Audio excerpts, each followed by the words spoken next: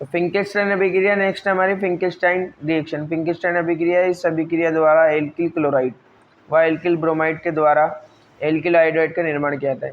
Swarts में किसका use किया था अपन ने? फ्लोरोएल्केन बनाने के लिए, यानी फ्लोरोएल्केन बनाने के लिए किसका यूज़ किया था? स्वार्ट्स रिएक्शन का। और आयोडाइल्केन के लिए किसका यूज़ करेंगे? फिंकेल्स्टाइन रिएक्शन का, यानी फिंकेल्स्टाइन अभिक्रिया का। इस अभिक्रिया द्वारा एल्किल क्लोराइड व एल्किल ब्रोमाइड के द्वारा एल्किल आयोडाइड का निर्माण किया जाता है।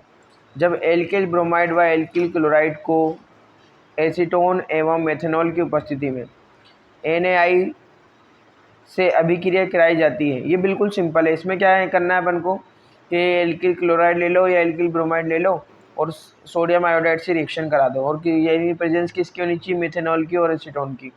एसीटोन एवं मिथेनॉल दोनों की उपस्थिति होनी चाहिए। इसको गर्म करेंगे हल्का सा, यानी बॉईल करेंगे। उसके बाद क्या होगा, हमको क्या मिलेगा यहाँ पे?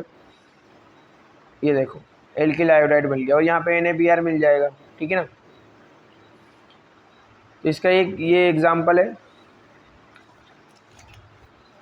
जिसे अपन ने लिया ब्रोमोएथेन ले लिया मैंने, C सिंगल बॉन्ड CBr। ठीक है, 2 कार्बन बने ब्रो एथेन, इस CH3 3 हाइड्रोजन यहाँ जोड़ दिए, 2 यहाँ पे ऐड कर दिए। अब इसकी रिएक्शन किससे करा रहे हैं अपन? NaI से। NaI से रिएक्शन करा रहे हैं। अब ये XYZ कुछ भी दे सकता है आपको, कुछ C को भी गायब कर देगा वो। यहाँ पे लिखेंगे अपन एसीटोन, मिथेनॉल, मेथेनॉल, इसको क्या कर देंगे? आश्रित कर देंगे। यहाँ से क्या होगा? ये Br किसके साथ आएगा? Na के साथ। यहाँ पे NaBr बन जाएगा। क्या बन जाएगा? NaBr बन जाएगा। और यहाँ पे CH3 CH2 I इससे अटैच हो जाएगा। ठीक है।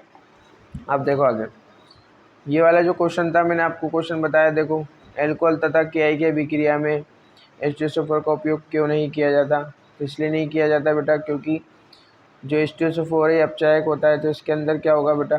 जो अपना एल्किल आयोडाइड बनेगा। क्या बनेगा? एल्किल आयोडाइड बनेगा। तो एल्किल आयोडाइड बनने के बाद उसको क्या कर देगा? वापस वो अपचयित कर देगा। एल्कोहल के एल्किल आयोडाइड में परिवर्तन के लिए KI के साथ H2SO4 का उपयोग नहीं किया जाता क्योंकि ये KI को HI में परिवर्तित कर देता है। यानी KI को ही किस में परिवर्तित कर देगा? HI में परिवर्तित कर देगा। तो बाद में उसको I2 में ऑक्सीकृत कर देगा। या I2 मतलब ऑक्सीकृत कर देगा, I2 में क्या कर देगा? ऑक्सीकृत। कैसे करेगा? देखो अभी यहाँ पे पोटेशियम है, पोटेशियम का एक इलेक्ट्रॉन किसने ले रखा है? आयोडीन ने ले रखा है। किसने ले रखा है? आयोडीन ने। ठीक है। अब आयोडीन, जब पोटेशियम अलग होगा ना आयोडीन से, मैंने आपको बताया था रेडॉक्स रिएक्शन के अंदर, जब कोई भी एटम खुद से बॉन्ड बनाता है उसका ऑक्सीडेशन नंबर कितना होता है? 0 होता है। ठीक है। अब यहाँ पे KI से बॉन्ड बना रहा है, तो K का इलेक्ट्रॉन किसने ले रखा होगा? इसने, आयोडीन ने। और K पे कितना होगा? +1 चार्ज होगा। जब इससे क्या बनेगा? HI बनेगा। तो अभी भी इस कंडीशन में क्या है बेटा? इस कंडीशन में इसका -1 चार्ज है, इसका +1 चार्ज है, क्योंकि हाइड्रोजन का एक इलेक्ट्रॉन किसने ले रखा है? आयोडीन ने ले रखा है। अब क्या होंगे? यहाँ पे 2 HI के अणु जो मोलिक्यूल मिलेंगे आपस में। अब ये हाइड्रोजन को अपना अपना इलेक्ट्रॉन वापस देंगे, तो यहाँ से 2 हाइड्रोजन बाहर निकल जाएंगे और यहाँ पे मिलेगा I2। क्या बन जाएगा? I2 बन जाएगा। यानी ये इलेक्ट्रॉन लूज कर रहा है। तो लूज करने को क्या बोलते हैं बेटा? ऑक्सीकृत होना बोलते हैं। इलेक्ट्रॉन यानी त्यागने को क्या बोलते हैं? ऑक्सीकृत होना। उसके बाद है एलाइलिक प्रतिस्थापन। ये एलाइलिक प्रतिस्थापन बता दिया था मैंने आपको।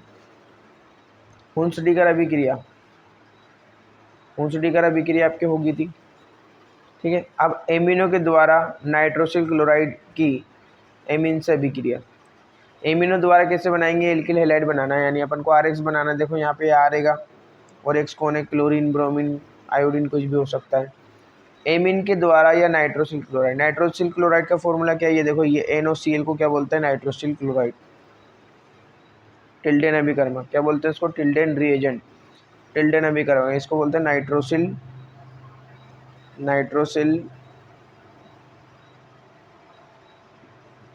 क्लोराइड। अब क्या होगा? NOCl को क्या बोलते हैं? टिल्डेन अभिकर्मक बोलते हैं। नाइट्रोसिल क्लोराइड व एलिफेटिक एमीन। एलिफेटिक एमीन यानी एल्किल एमीन को ही क्या बोलते हैं? अब देखो, ये R का मतलब क्या है बेटा, कार्बन की लंबी श्रृंखला।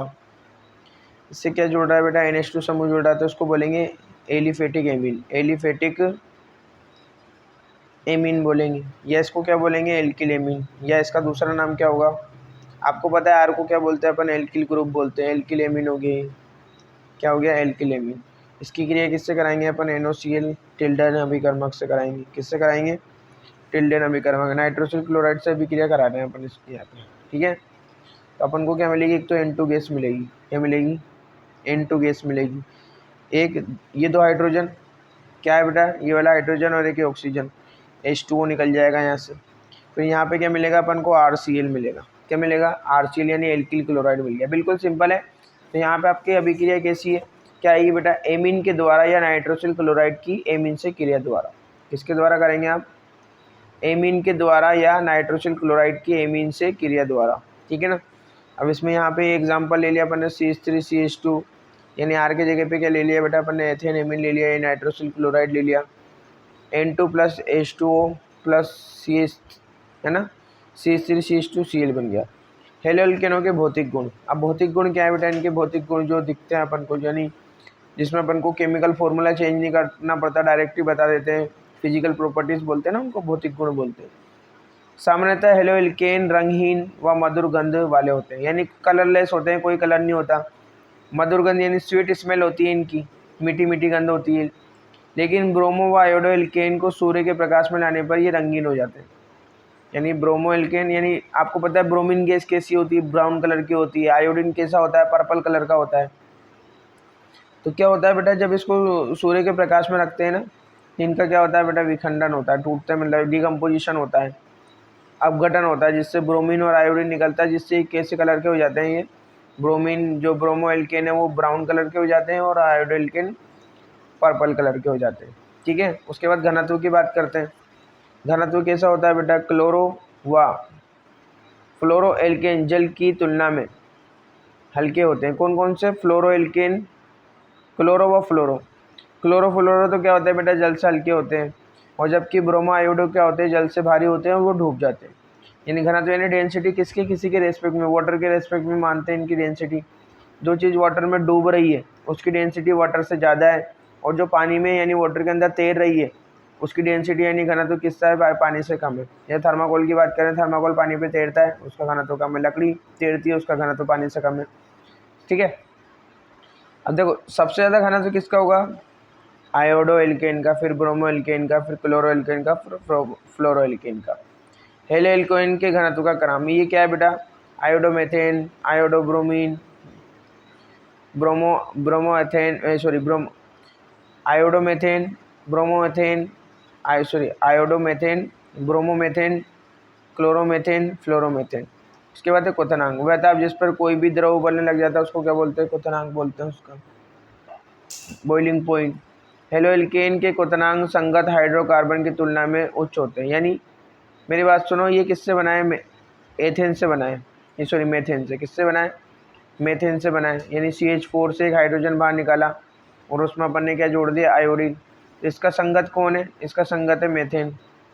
तो मेथेन की तुलना में इसका क्वथनांक क्या है बेटा, कम, ठीक है। तो आपको आई थिंक समझ में आ गया होगा, इसमें सबसे ज़्यादा क्वथनांक किसका होता है, इसका, फिर इसका, फिर इसका, है ना, क्लोरोमेथेन का, फिर फ्लोरोमेथेन का। हेलो एल्केन वसा व तेलों के अच्छे विलायक होते हैं। अब बनाते क्यों है, मैं बताऊँ मैं आपको बनाते क्यों है। इसको इसलिए बनाते हैं क्योंकि वसा और तेलों के अच्छे विलायक होते हैं, उनको घोलना पड़ता है, यानी प्रिजर्व करने के लिए, या उनको किसी चीज़ में से बाहर निकालने के लिए, जिनका उपयोग करते हैं वसा और तेलों को घोलने के लिए। विलायक मतलब जो अपने अंदर किसी को घोले, जैसे आपने मेरे सॉल्यूशन चैप्टर में बताया था मैंने आपको, क्योंकि यह आसानी से आग नहीं पकड़ते हैं, इसलिए वसा और तेलों को इनके अंदर डाल के रखते हैं। जैसे मेरी बात सुनो, CCl4 पायरीन कार्बन टेट्राक्लोराइड। अब एक बार याद रखना बेटा, जैसे जो प्रबल धातु होती है, सोडियम हो गया, मैग्नीशियम हो गया, इनमें जो आग लगती है ना, कैल्शियम में आग लग गई तो ना तो ये पानी से बुझेगी मैग्नीशियम की आग, ना कार्बन डाइऑक्साइड से बुझेगी, ना रेत से बुझेगी, किसी से भी नहीं बुझेगी। अब क्यों नहीं बुझेगी, पानी डालोगे उसमें से ऑक्सीजन बाहर निकाल लेगा मैग्नीशियम, कार्बन डाइऑक्साइड डालोगे उसमें से ऑक्सीजन बाहर निकाल लेगा, यानी ड्राई आइस के अंदर भी जलती है वो। रेत डालोगे, कांच कांच को पूरा क्या कर दोगे, मैग्नीशियम को पूरा कांच से पैक कर दोगे यानी रेत से, उसमें भी जलेगा। यानी सिलिका मिट्टी होती है, मिट्टी रेत होती है ना, रेत को सिलिका बोलते हैं। सिलिका में से भी क्या निकाल लेगा, ऑक्सीजन बाहर निकलेगा। फिर अब इस कंडीशन में जो प्रबल धातु होती है, सोडियम, मैग्नीशियम, कैल्शियम, तो इनकी जो आग है उसको बुझाएं कैसे, तो उसके लिए यूज़ करते हैं CCl4 यानी पायरीन का उपयोग करते हैं। इसका उपयोग करते हैं बेटा अपन, पायरीन का, ठीक है। अब उसके बाद है हेलो एल्केनों के रासायनिक गुणधर्म। अब यहाँ से हमारी जो रिएक्शन है वो अभिक्रियाएं वो स्टार्ट होती हैं, ठीक है। अब वो देखो, सबसे पहले हेलो एल्केन कार्बनिक यौगिकों के ऐसे व्युत्पन्न होते हैं जो अधिक क्रियाशील होते हैं। यानी किसकी तुलना में, जो हाइड्रोकार्बन होते हैं ना नॉर्मल, जिसमें हाइड्रोजन और कार्बन होता है, यानी एल्केन, एल्किन, एल्काइन, वो इतने क्रियाशील नहीं होते, लेकिन उनके जो व्युत्पन्न होते हैं हेलोजन व्युत्पन्न, वो अधिक क्रियाशील होते हैं। इनका उपयोग कई कार्बनिक यौगिकों को बनाने में किया जाता है। अब बनाते क्यों है बेटा हेलो एल्केन को, तो बहुत सारी अभिक्रियाओं में इनका डायरेक्ट यूज़ होता है। अगर आप डायरेक्ट हाइड्रोकार्बन यूज़ करोगे वो अभिक्रिया नहीं देते आसानी से, लेकिन हेलो एल्केन जो होते हैं ना बेटा, हेलो एल्केन आसानी से क्या होते हैं, दूसरे यौगिकों में बदल जाते हैं। कार्बनिक यौगिकों को बनाने के लिए किया जाता है। हेलो एल्केन द्वारा प्रदर्शित की जाने वाली अभिक्रियाओं को निम्न भागों में बांटा है बेटा, 4 भागों में बांटा गया है। सबसे पहली है नाभिक स्नेह प्रतिस्थापन अभिक्रिया। कौन सी है, नाभिक स्नेह प्रतिस्थापन, न्यूक्लियोफिलिक सब्स्टिट्यूशन रिएक्शन, इसको बोलते हैं SN1 रिएक्शन।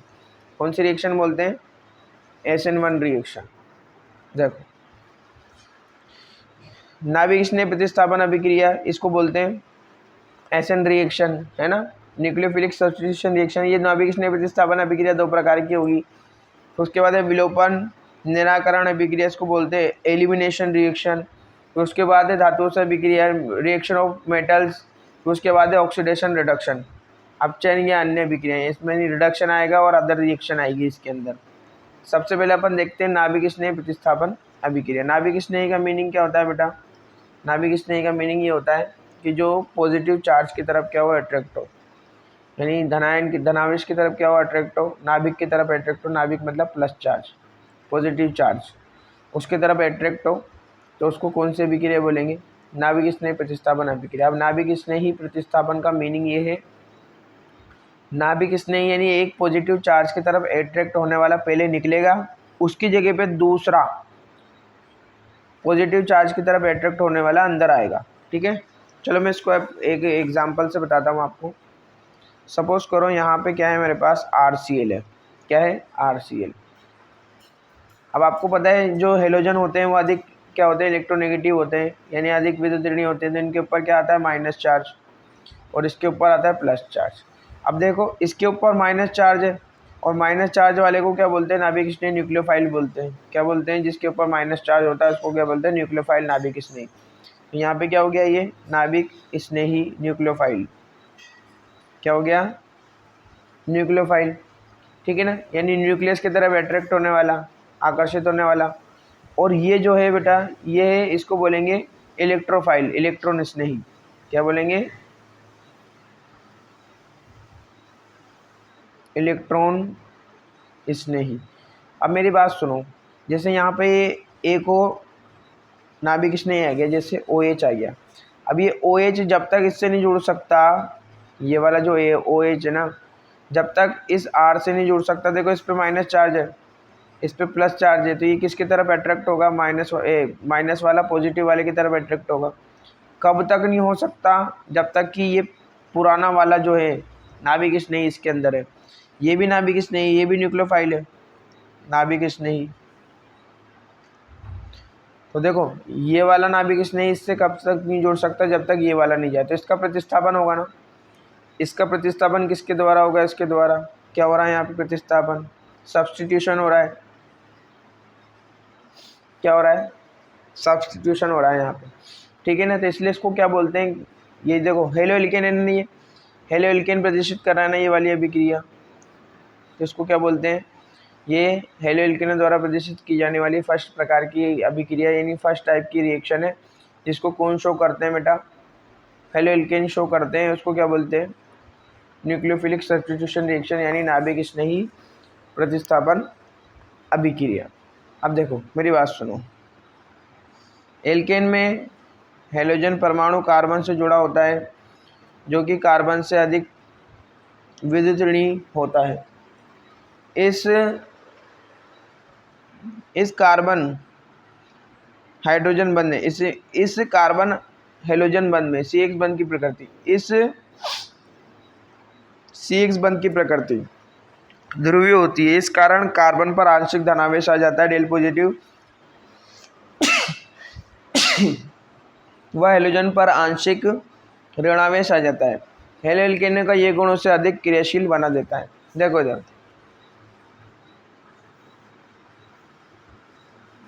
देखो, जैसे अपन ने यहाँ लिया CX यहाँ पे ये हेलोजन है। कौन है ये? हेलोजन है। ये कौन है बेटा? कार्बन है। अब देखो इनके बीच में सिंगल बॉन्ड है और यहाँ पे कितने बॉन्ड है? देखो कार्बन 4 बॉन्ड बनाता है। ये तो इसको बता रहे हैं अपन, ठीक है। अब यहाँ पे हेलोजन जो है ना बेटा अधिक विद्युत ऋणी है, यानी इसके पास प्रोटॉन ज़्यादा होते हैं तो इलेक्ट्रॉनों को तेज़ी से खींचेगा ये। जब ये इलेक्ट्रॉनों को तेज़ी से खींचता है तो ये सारे इलेक्ट्रॉन किसकी तरफ डिस्प्लेस हो जाते हैं? इसकी तरफ, यहाँ पर डिस्प्लेस हो जाते हैं, खिसक जाते हैं। यानी इस पर डेल माइनस, जितना इस पर माइनस है उतना इस पर प्लस चार्ज आएगा। तो अब ये क्या हो गया बेटा? ये ध्रुवीय बन गया। क्या बन गया? ये ध्रुवीय बन गया। कैसा अणु बन गया? ये ध्रुवीय, यानी पोलराइजेशन हो गया इसका। क्या हो गया? पोलराइजेशन हो गया। अब क्या होगा बेटा? जैसे इसके पास कोई आता है, जैसे नाभिक स्नेही आता है। न्यूक्लियोफाइल को, नाभिक स्नेही को किससे डिनोट करते हैं? जैसे NU से डिनोट करते हैं। किससे डिनोट करते हैं? NU से डिनोट करते हैं। ये नाभिक स्नेही है हमारा। क्या है? नाभिक स्नेही, न्यूक्लियोफाइल, ठीक है, नाभिक स्नेही। तो ये अब इसके ऊपर आक्रमण कर देता है, यानी अटैक कर देता है इसके ऊपर। तो देखो मेरी बात सुनो, मैंने आपको बोला कि जो हेलो एल्केन है उसके अंदर कार्बन किससे जुड़ा होता है? हेलोजन से जुड़ा होता है ना। कार्बन किससे जुड़ा होता है? हेलोजन से। और कार्बन क्या होता है बेटा? हेलोजन क्या होता है? कार्बन से अधिक विद्युत ऋणी होता है, जिससे इलेक्ट्रॉन खींचता है। इस पर माइनस चार्ज आता है, इस पर प्लस चार्ज आता है, ठीक है ना। नाभिक स्नेह प्रतिस्थापन अभिक्रिया, अब इसमें आपको पता पड़ गया कि क्या होता है। तो ये ध्रुवीय हो जाता है। क्या हो जाता है? एक पर आंशिक ऋणावेश आता है तो एक पर आंशिक क्या आता है? धनावेश। यहाँ कुछ भी नहीं है बेटा। देखो अब यहाँ क्या है बेटा? ये प्लस चार्ज है, धनात्मक केंद्र, जहाँ पे कौन आक्रमण करेगा? नाभिक स्नेह आक्रमण करेगा।